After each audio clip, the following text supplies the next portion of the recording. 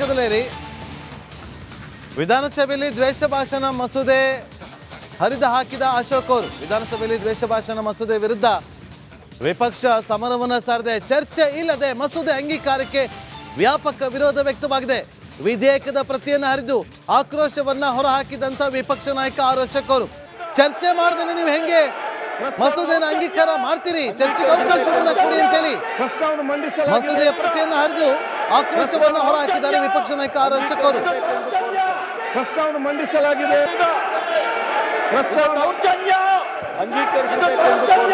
ಪ್ರಸ್ತಾವನೆ ಮಂಡಿಸಲಾಗಿದೆ.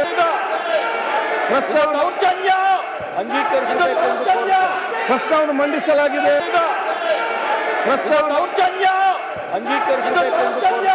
ಪ್ರಸ್ತಾವನೆ ಮಂಡಿಸಲಾಗಿದೆ.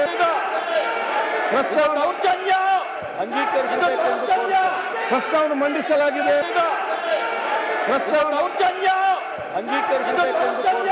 ಪ್ರಸ್ತಾವನೆ ಮಂಡಿಸಲಾಗಿದೆ.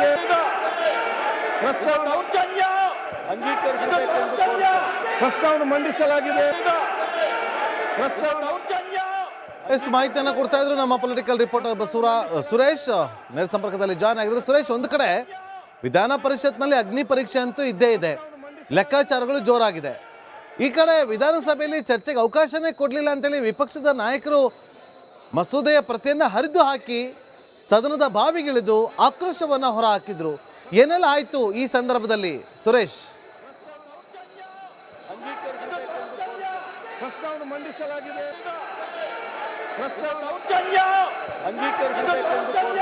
ಪ್ರಸ್ತಾವನೆ ಮಂಡಿಸಲಾಗಿದೆ. ನಾಗೇಂದ್ರ ಬಾಬು, ದ್ವೇಷ ಭಾಷಣ ಸಂಬಂಧಪಟ್ಟಂತ ವಿಧೇಯಕ ಏನಿದೆ ಇದನ್ನ ಮೊದಲು ಚರ್ಚೆಗೆ ಹಾಕಬೇಕು. ಚರ್ಚೆಗೆ ಹಾಕಿ ನಂತರ ಮತಕ್ಕೆ ಹಾಕುವಂಥದ್ದು ಅಥವಾ ಸಂಖ್ಯಾ ಬಲವನ್ನು ನೋಡಿಕೊಂಡು ಅಲ್ಲಿ ಸಭಾಪತಿಗಳು ಮತ್ತು ಸಭಾಧ್ಯಕ್ಷರು ತೀರ್ಮಾನ ಮಾಡ್ತಾರೆ. ಆದರೆ ಸದ್ಯ ಈ ವಿಧೇಯಕಕ್ಕೆ ಈಗಾಗಲೇ ಬಿಜೆಪಿ ಬಹಳ ಸ್ಪಷ್ಟವಾಗಿ ದೊಡ್ಡ ಮಟ್ಟದಲ್ಲಿ ವಿರೋಧವನ್ನು ವ್ಯಕ್ತಪಡಿಸಿದ್ರು. ಅದು ಕೇವಲ ಇವತ್ತಿನದ್ದು ಅಲ್ಲ, ಅಧಿವೇಶನ ಮಾತ್ರ ಅಲ್ಲ, ಅಧಿವೇಶನ ಆರಂಭಕ್ಕೂ ಮುನ್ನ ಅಂದ್ರೆ ಬೆಂಗಳೂರಿಂದ ಬೆಳಗಾವಿಗೆ ಬರೋದಕ್ಕೂ ಮುನ್ನವೇ ಕೂಡ ಸರ್ಕಾರ ಈ ಒಂದು ಬಿಲ್ ಅನ್ನು ತರೋದಕ್ಕೆ ಮುಂದಾಗಿದೆ ಅಂತಕ್ಕಂಥ ಸುಳಿವು ಸಿಕ್ಕ ಹಿನ್ನೆಲೆಯಲ್ಲಿ ಅವತ್ತಿನಿಂದನೂ ಕೂಡ ವಿರೋಧವನ್ನು ವ್ಯಕ್ತಪಡಿಸ್ತಾ ಇದ್ರು. ಕಾರಣ ಇಷ್ಟೇ, ಬಹಳ ಸ್ಪಷ್ಟವಾಗಿದೆ ನಾಗೇಂದ್ರ ಬಾಬು. ನೋಡಿ, ಮಲೆನಾಡು ಭಾಗ, ಕರಾವಳಿ ಭಾಗ ಏನಿದೆ, ಈ ಭಾಗಗಳಲ್ಲಿನ ನಾಯಕರನ್ನ ಟಾರ್ಗೆಟ್ ಮಾಡಿಕೊಂಡು ಆ ನಾಯಕರನ್ನ ಗುರಿಯಾಗಿಸಿಕೊಂಡು ಈ ಒಂದು ಬಿಲ್ ಅನ್ನು ತರ್ತಾ ಇದ್ದಾರೆ ಅಂತಕ್ಕಂಥದ್ದು. ಕಾರಣ ಇಷ್ಟೇನೆ, ಎಲ್ಲೋ ಒಂದು ಕಡೆ ದ್ವೇಷ ಭಾಷಣವನ್ನ ಮಾಡ್ತಕ್ಕಂಥ ಒಂದು ಸಮುದಾಯವಾರು ಇರಬಹುದು, ವ್ಯಕ್ತಿಗತವಾಗಿ ಮಾಡಬಹುದು ಅಥವಾ ಪ್ರಾದೇಶಿಕವಾರು ಮಾಡುವಂಥದ್ದು, ಇದೆಲ್ಲ ಏನಿದೆ ಇದೆಲ್ಲವನ್ನು ಕೂಡ ಹೆಚ್ಚಿನದಾಗಿ ಆಗ್ತಾ ಇರ್ತಕ್ಕಂಥ ಕರಾವಳಿ ಭಾಗದಲ್ಲಿ ವ್ಯಾಪಕವಾಗಿ ಕೋಮು ಗಲಭೆಗಳು, ಗದ್ದಲಗಳು, ಜಗಳಗಳು ಇರ್ತಕ್ಕಂಥದ್ದು. ಸೊ ಹೀಗಾಗಿ ಮಲೆನಾಡು ಭಾಗ ಮತ್ತು ಕರಾವಳಿ ಭಾಗ ಏನಿದೆ ಈ ಭಾಗಗಳಿಗೆ ಅನ್ವಯವಾಗುವಂತೆ ಆ ಭಾಗದಲ್ಲಿ ಹೆಚ್ಚಿನದಾಗಿ ಇರ್ತಕ್ಕಂಥ ಬಿಜೆಪಿ ಸದಸ್ಯರನ್ನ ಟಾರ್ಗೆಟ್ ಮಾಡಿಕೊಂಡು ಕೆಲ ಬಿಜೆಪಿ ನಾಯಕರನ್ನು ಟಾರ್ಗೆಟ್ ಮಾಡಿಕೊಂಡು ಮಾಡ್ತಾ ಇದ್ದಾರೆ ಅಂತಕ್ಕಂಥದ್ದು ಬಿಜೆಪಿ ನಾಯಕರ ಆಕ್ಷೇಪ ಇರ್ತಕ್ಕಂಥದ್ದು. ಸೊ ಈ ನಿಟ್ಟಿನಲ್ಲೇ ಈ ಒಂದು ಬಿಲ್ಗೆ ಸಂಪೂರ್ಣವಾಗಿ ವಿರೋಧವನ್ನು ವ್ಯಕ್ತಪಡಿಸ್ತಾ ಇದ್ದಾರೆ. ಹೀಗಾಗಿ ವಿರೋಧ ಪಕ್ಷದ ನಾಯಕರಂತ ಅಶೋಕ್ ಅವರು ಕೂಡ ವಿಧೇಯಕ ಬಿಲ್ಗೆ ಸಂಬಂಧಪಟ್ಟಂತೆ ಕಾಗದ ಪತ್ರಗಳನ್ನ ಹರಿದಾಕುವ ಮೂಲಕ ತಮ್ಮ ಆಕ್ರೋಶವನ್ನು ವ್ಯಕ್ತಪಡಿಸಿದ್ದಾರೆ. ಆದರೆ ಇಷ್ಟಕ್ಕೆ ಅದು ಮುಗಿಯೋದಿಲ್ಲ. ಯಾಕೆಂತಂದ್ರೆ ಈಗಾಗಲೇ ವಿಧಾನಸಭೆಯಲ್ಲಿ ಪಾಸ್ ಆಗಿರ್ತಕ್ಕಂಥದ್ದು, ಅಲ್ಲಿ ಸಭಾಧ್ಯಕ್ಷರು ಅಂಗೀಕಾರವನ್ನು ಮಾಡಿದ್ದಾರೆ, ಘೋಷಣೆ ಮಾಡಿದ್ದಾರೆ ಅಂದಾಗ ಅಲ್ಲಿ ಮುಗೀತು. ಈಗ ಇರ್ತಕ್ಕಂಥದ್ದು ಮತ್ತೆ ಪರಿಷತ್ಗೆ ಹೋಗಬೇಕು, ಪರಿಷತ್ತಿನಲ್ಲಿ ಚರ್ಚೆ ಆಗಬೇಕು, ಅಲ್ಲಿ ಚರ್ಚೆಗೆ ಅವಕಾಶ ಕೊಡ್ತಾರೆ ಅಂತಕ್ಕಂಥದ್ದು ಕೂಡ ಈಗಿರ್ತಕ್ಕಂಥ ವಿಶ್ವಾಸ. ಆದರೆ ಚರ್ಚೆ ಮಧ್ಯೆಯೂ ವಿರೋಧವನ್ನು ಮಾಡುವಂಥದ್ದು ಒಂದು ಭಾಗ. ಅದಾದ ನಂತರ ಸಂಖ್ಯಾಬಲದ ಮೂಲಕ ನಾವು ಕಾಪಾಡಿಕೊಂಡು ಬಿಲ್ಲನ್ನು ಬೀಳಿಸಬೇಕು ಅಂತಕ್ಕಂತಹ ಒಂದು ನಿಟ್ಟಿನಲ್ಲಿ ಈಗಾಗಲೇ ಬಿಜೆಪಿ ಮತ್ತು ಜೆಡಿಎಸ್ ಸದಸ್ಯರು ತಂತ್ರಗಾರಿಕೆಯನ್ನು ಆರಂಭಿಸಿದ್ದಾರೆ. ಈ ಸಂಬಂಧಪಟ್ಟಂತೆ ಈಗಾಗಲೇ ಮೌಖಿಕ ಸೂಚನೆಯನ್ನು ಕೂಡ ಕೊಟ್ಟಿರ್ತಕ್ಕಂಥದ್ದು. ಎಲ್ಲರೂ ಕೂಡ ಕಡ್ಡಾಯವಾಗಿ ಹಾಜರಿರಬೇಕು ಸದನದಲ್ಲಿ ಅಂತಕ್ಕಂತಹ ಮೌಖಿಕ ಸೂಚನೆಯನ್ನು ಆಯಾ ಪಕ್ಷದ ನಾಯಕರು, ಆ ಕಡೆ ಟಿ ಎಸ್ ಶರವಣ ಅವರು, ಭೋಜೇಗೌಡರು ಸೇರಿದಂತೆ ಈ ಕಡೆಗೆ ವಿಪಕ್ಷ ನಾಯಕರಾದ ಚಲವಾದಿ ನಾರಾಯಣಸ್ವಾಮಿ ತಮ್ಮೆಲ್ಲ ಸದಸ್ಯರಿಗೆ, ತಮ್ಮ ಪಕ್ಷದ ಸದಸ್ಯರಿಗೆ ಈಗಾಗಲೇ ಸೂಚನೆಯನ್ನು ಕೂಡ ಕೊಟ್ಟಿದ್ದಾರೆ.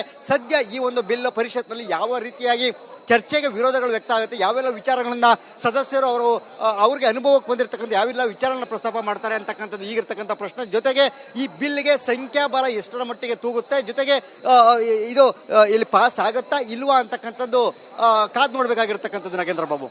ಓಕೆ, ಈಗ ಸುರೇಶ್ ಒಂದಷ್ಟು ಎಲ್ಲರಿಗೂ ಕೂಡ ಎಚ್ಚರಿಕೆಯನ್ನ ಕೊಟ್ಟಿದ್ದಾರೆ, ಎಲ್ಲರೂ ಕೂಡ ಹಾಜರಿರಬೇಕು ಅಂತೇಳಿ.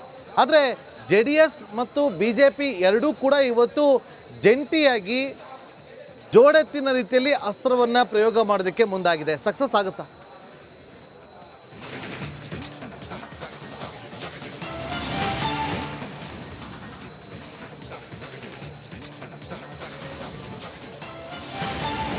ಹೇಗೆ ಬಾಬು ಇರತಕ್ಕಂಥ ಪ್ರಶ್ನೆನೇ ಇದು ಏನಂದ್ರೆ ಒಂದು ಇವತ್ತೇ ಪರಿಷತ್ಗೆ ಬರುತ್ತಾ ಬಿಲ್ಲು ಅಂತಕ್ಕಂಥದ್ದು ಕೂಡ ಒಂದು, ಮತ್ತೊಂದು ಕಡೆಗೆ ಅಥವಾ ಬೆಳಿಗ್ಗೆ ತರ್ತಾರ ಅಂತಕ್ಕಂಥದ್ದು. ನೋಡಿ, ಇಲ್ಲಿ ಒಂದು ತಂತ್ರಗಾರಿಕೆ ಸ್ಟ್ರಾಟಜಿ. ನಾವು ಅಧಿವೇಶನವನ್ನ ಕವರ್ ಮಾಡುವಂತ ಸಂದರ್ಭದಲ್ಲಿ ಯಾವ ರೀತಿ ಇರುತ್ತೆ ಅನ್ನೋದನ್ನ ನಾನೊಂದು ಸಣ್ಣದಾಗಿ ಅಲ್ಲಿ ಆಗುವಂಥದ್ರ ಬಗ್ಗೆ ವಿಶ್ಲೇಷಣೆಯನ್ನು ಮಾಡ್ತೇನೆ.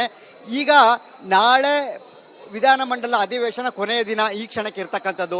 ಸೊ ಹೀಗಾಗಿ ಇವತ್ತೇನು ಮಾಡ್ತಾರೆ, ಇವತ್ತು ಬಿಲ್ಲನ್ನು ಪರಿಷತ್ಗೆ ತರದೆ ನಾಳೆ ಬೆಳಿಗ್ಗೆಗೆ ಏನಾದರೂ ಒಂದು ವೇಳೆ ಏನಾದರೂ ಪರಿಷತ್ಗೆ ಬಿಲ್ಲನ್ನು ತಂದು ಅಲ್ಲಿ ಆ ಚರ್ಚೆ ಗದ್ದಲ ಆಗುವಂಥ ಸಂದರ್ಭದಲ್ಲೇ ವಿಧೇಯಕವನ್ನು ಪಾಸ್ ಮಾಡುವಂಥದ್ದು ಒಂದು ತಂತ್ರಗಾರಿಕೆ ಕಾಂಗ್ರೆಸ್ ಮಾಡುವಂಥ ಸಾಧ್ಯತೆಗಳಿರ್ತಕ್ಕಂಥದ್ದು. ಜೊತೆಗೆ ಅದೇ ಸಂದರ್ಭದಲ್ಲಿ ಆ ಗಲಾಟೆ ಗದ್ದಲ ಏನಾಗುತ್ತೆ, ಆ ಸಂದರ್ಭದಲ್ಲಿ ಅಧಿವೇಶನವನ್ನು ಅನಿರ್ದಿಷ್ಟಾವಧಿಯವರೆಗೆ ಮುಂದೂಡುವಂಥ ಸಾಧ್ಯತೆಗಳಿರ್ತಕ್ಕಂಥದ್ದು. ಇಂತಹ ಸಾಕಷ್ಟು ಉದಾಹರಣೆಗಳು, ಸಾಕಷ್ಟು ಸನ್ನಿವೇಶಗಳು ನಾವು ಕೂಡ ಸಾಕ್ಷಿಯಾಗಿದ್ದೇವೆ. ಅಂತಹ ಒಂದು ತಂತ್ರಗಾರಿಕೆ ಭಾಗವನ್ನು ಏನಾದರೂ ಅಲ್ಲಿ ಸಭಾನಾಯಕರು ಬೋಸರಾಜ್ ಅವರು ಅವರನ್ನ ಆ ರೀತಿಯ ಒಂದು ತೀರ್ಮಾನವನ್ನು ತೆಗೆದುಕೊಂಡು ಅಲ್ಲಿ ಎಲ್ಲ ಸದಸ್ಯರು ಕೂಡ ಅದಕ್ಕೆ ಹೋಗೊಟ್ಟು ಏನಾದರೂ ಆ ರೀತಿಯಾಗಿ ಏನಾದರೂ ಕಾಂಗ್ರೆಸ್ನವರು ಮಾಡಿದ್ದೆ ಆದರೆ ಇವತ್ತು ಬಿಲ್ ಬರೋದೆ ನಾಳೆ ಮಾಡುವಂತಹ ಪ್ಲಾನ್ ಈಗ ನಾನೇನು ಹೇಳಿದೆ ಅದರಂತೆ ಆಗುವಂಥ ಸಾಧ್ಯತೆಗಳು, ಆ ಚರ್ಚೆ ಗದ್ದಲ ಏನಿರುತ್ತೆ ಆ ಮಧ್ಯೆ ಪಾಸ್ ಮಾಡ್ಕೊಳ್ಳೋದಕ್ಕೆ ಒಂದು ಸಾಧ್ಯತೆ ಇರತಕ್ಕಂಥದ್ದು. ಇಲ್ವೇ ಇವತ್ತೇ ಏನಾದರೂ ಬಂದಿದ್ದೆ ಆದರೆ ಖಂಡಿತವಾಗ್ಲೂ ದೊಡ್ಡ ಮಟ್ಟದಲ್ಲಿ ವಿರೋಧ ವ್ಯಕ್ತ ಆಗುತ್ತೆ.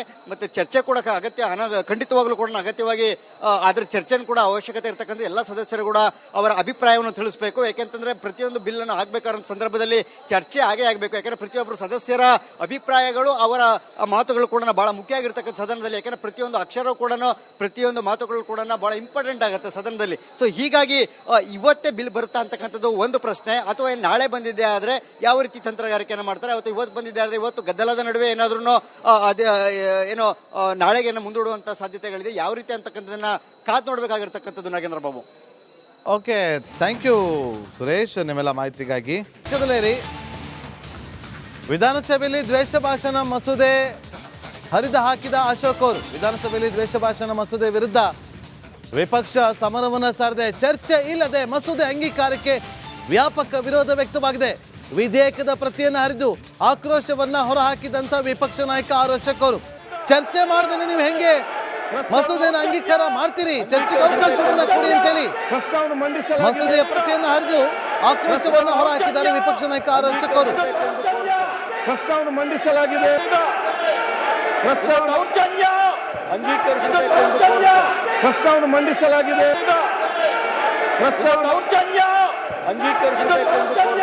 ಪ್ರಸ್ತಾವನೆ ಮಂಡಿಸಲಾಗಿದೆ.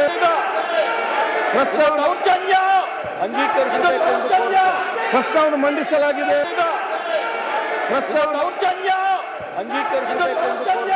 ಪ್ರಸ್ತಾವನೆ ಮಂಡಿಸಲಾಗಿದೆ.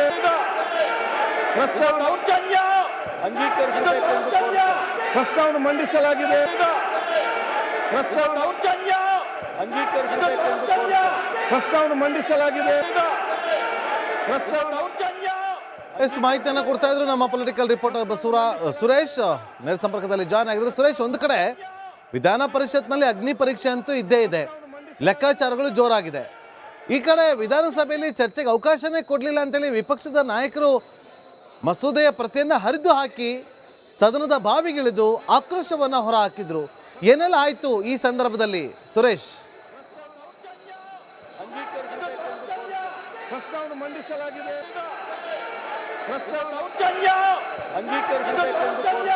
ಪ್ರಸ್ತಾವನೆ ಮಂಡಿಸಲಾಗಿದೆ. ನಾಗೇಂದ್ರ ಬಾಬು, ದ್ವೇಷ ಭಾಷಣ ಸಂಬಂಧಪಟ್ಟಂತ ವಿಧೇಯಕ ಏನಿದೆ ಇದನ್ನ ಮೊದಲು ಚರ್ಚೆಗೆ ಹಾಕಬೇಕು. ಚರ್ಚೆಗೆ ಹಾಕಿ